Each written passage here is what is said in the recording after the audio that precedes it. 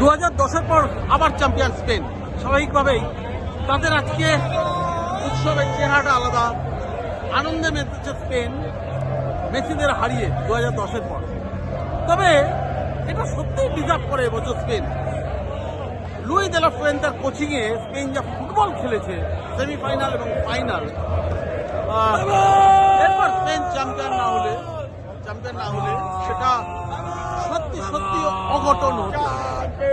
আমরা প্রথম থেকেই যেটা বলছিলাম যে মেসিরা খেলছে ঠিক আছে, কিন্তু প্রায় প্রতি ম্যাচে ওই শেষ দিকে একটা টেনশনের মধ্যে পড়ে কখন মেসি 15-20 মিনিট আগে ভালো খেলবে এবং নকআউটে গিয়ে যা হয়েছে এবং শেষ মুহূর্তে ম্যাচ বার করবে, এভাবে রোজ হয় না। আর উল্টো দিকে কোচের নাম যেহেতু লুই দে লা ফুয়েন্তে, যে খেলাটা ফ্রান্সের বিরুদ্ধে খেলেছিল ট্যাকটিক্যাল ফুটবল, সেম খেলাটা আজকে খেয়াল করে দেখেছেন 12 মিনিট পর্যন্ত মেসি বল টাচ করতে পারেনি। প্রথম 12 মিনিটে মাথায় গিয়ে প্রথম বল টাচ করে, ফার্স্ট হাফে একটা গোলমুখী শট দিতে পারেনি স্পেনের লক্ষ্য করে। ততক্ষণে খেলাটা মোটামুটি স্পেন ভার্সেস ওই দিবু মার্তিনেজ, এমিলিয়ানো মার্তিনেজের সঙ্গে হয়ে গিয়েছিল। একদিকে মার্তিনেজ একের পরে বল ঠেকিয়ে যাচ্ছে মাছ পাখির মতো হাত প্রসারিত করে। আমার মনে হচ্ছিল কাতার যে ফাইনালটা সেটা আবার সেখানকার যে এমিলিয়ানো মার্তিনেজ ছিল সে ভর করেছে আজকের মার্টিনেজের উপরে। কিন্তু কতক্ষণ এই স্পেনকে আটকে রাখা যায়? তারপর স্ক্যালোনি যেটা একটা শুরু করলেন এই সেকেন্ড হাফে, কিছুটা পা চালিয়ে খেলা, যে তাতে হয়তো স্পেনের ফুটবলাররা জিতিয়ে যেতে পারে। এটাতে যেটা হলো আরো এনজো ফার্নান্ডেজ, যে one of the best midfielder, say Lal card থেকে দুটো হলুদের লাল কার্ড থেকে বাইরে চলে গেল।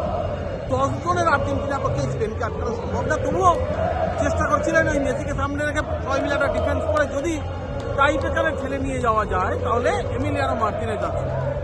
ফার্স্ট হাফটা সেইভাবেই কাটালো। ততক্ষণে প্রচুর গোলের চান্স পেয়ে গেছে স্পেন, একের পরে গোলের চান্স পেয়ে গেছে। জামেল লামিনের ডান দিক দিয়ে যখন দৌড় শুরু করছে হুড়মুড় করে ভেঙে পড়ছে আর্জেন্টিনার ডিফেন্স। এই আর্জেন্টিনার ডিফেন্স কিন্তু প্রথম দিন থেকে বলছি যে অত ভালো নয়। ফার্স্ট হাফে এমন হয়ে গেছিল বাধ্য হয়ে লিয়াজান্দ্রো ফার্নান্ডেজকে তুলতে বাধ্য হন স্ক্যালোনি, নামান ওটা অভিজ্ঞ ওটামেন্ডিকে, এবং লিয়াজান্দ্রো ততক্ষণ একটা ইয়েলো কার্ড দেখেও ফেলেছিল। তাতে অবশ্য ডিফেন্সের কোনো পরিবর্তন আনতে পারেননি। তো এক্সট্রা টাইমে ফার্স্ট হাফে হয় না, সেকেন্ড হাফে শুরুতেই এক্সট্রা টাইমে তোরেস গোল দিয়ে চলে যায়। তার আগে তোরেসের হেড, একটা ইজি হেড, ওই ইয়ামালের ক্রস থেকে একটা হেড দিয়েছিল, একটা হ্যান্ডশেক দূরত্ব থেকে বাঁচিয়ে দিয়েছিলেন এমিলিয়ানো মার্টিনেজ। কিন্তু কতবার বাঁচাবেন? ফুটবল ঈশ্বর আজ সত্যিই মানে একচোখা হননি, যে তিনি মনে করেছেন যে যারা ভালো খেলেছে, যারা ডিজার্ভ করে তাদেরই করা উচিত। দেখুন 2010-এ জিতেছিল স্পেন, তখন একটা তিকি টাকা ফুটবল প্রসারণ ঘটিয়েছিল তেলবস, কিন্তু এই স্পেন কিন্তু ফুয়েন্তের আমলে তিকি টাকা খেলছে না, বরঞ্চ বল পজিশন রাখছে, তার মধ্যে গতিকে মিশিয়েছে, শেপ বজায় রাখছে। ডিফেন্সিভ সিস্টেম দেখেছেন, শেপটা ভাঙতেই পারলো না, নকআউটের মধ্যে মাত্র একটা গোল খেয়েছে। তো যে টিম মাত্র একটা গোল খাচ্ছে তার ডিফেন্স ভাবুন, তাহলে কি তার অ্যাটাক কম? অ্যাটাক দেখেছে না, ঝড়ের পর ঝড় অ্যাটাক, অর্থাৎ পুরো শেপটা তিনি ঠিক রাখছে ফুয়েন্তে। এই দল চ্যাম্পিয়ন হবে না তো কে হবে? আপাতত ইউরো চ্যাম্পিয়ন 2024-এ ইউরো চ্যাম্পিয়ন, 26-এ ওয়ার্ল্ড কাপ। সেম 2008-এ ইউরো কাপ চ্যাম্পিয়নের পর 2010-এ ইংরেজরা ওয়ার্ল্ড কাপ চ্যাম্পিয়ন হয়েছিল। আগামী 4 বছরের পরের ওয়ার্ল্ড কাপ আসার উচিত। এই 4 বছর কিন্তু বিশ্ব ফুটবল শাসিত হবে স্পেনের ফুয়েন্তের সিস্টেমে। বিশ্বের সব কোচরা ফলো করা শুরু করবে, বিশ্লেষণ করা শুরু করবে যে ফুয়েন্তে কি সিস্টেমে খেললো। আমি বলছি সেমিফাইনাল আর ফাইনাল এই দুটো ম্যাচ নিয়ে বিশ্বের কোচরা বা আমাদের ভারতীয় কোচরা বিশ্লেষণে বসে যান, আর কোনো কোচিং ম্যানুয়াল দরকার পড়বে না। ফুয়েন্তের এই সিস্টেমটাকে বোঝার চেষ্টা করুন, তাহলেই বুঝতে পারবেন যে ফুটবলটা কোথায় চলে গেছে, এখন আর বিজ্ঞানে হয় না। মেসি ডেফিনেটলি আমাদের আবেগ জড়িত, কিন্তু মানতে হবে 39-এ মেসির পক্ষে সম্ভব না। মেসি দৌড়তে পারছে না, এরা এবছর মোটামুটি 63% সে হেডে ফুটবল খেলেছে, তাতেই 8 গোল, তাই না? মেসি তো 2022-এর 4 বছর পর মেসি নেই, এবং 4 বছর পর গিয়ে 43 হবে মেসি, নিশ্চয়ই ওয়ার্ল্ড কাপ খেলবে না, বলেই দেওয়া যায়। তো শেষ বেলায় ঠিক আছে রানার্স হয়েছে, ঠিক আছে, চ্যাম্পিয়ন হয়ে স্পেনকে নামার দিকে আর্জেন্টিনা চ্যাম্পিয়ন হয়ে আজ মেসি বিদায় নিত, মেসি ভক্তদের কাছে ভালো হতো, কিন্তু ফুটবলের জন্য সেটা ভালো হতো না। বরঞ্চ এই টিম নিয়েও যে মেসি রানার্স করতে পেরেছে, এটা অনেক অনেক বড় অবদান লিওনেল মেসির জন্য। কিন্তু তিনি একাধারে কিন্তু ওই গোল্ডেন বুটটা হারালেন, এবং হারালেন যদি আমি বলি বিশ্বকাপের সর্বোচ্চ গোলদাতার সংখ্যাটাও, সেটাও এমবাপ্পের আপাতত অধীনে। দুলালদের রেস স্পোর্টসের জন্য মেটলাইফ স্টেডিয়াম।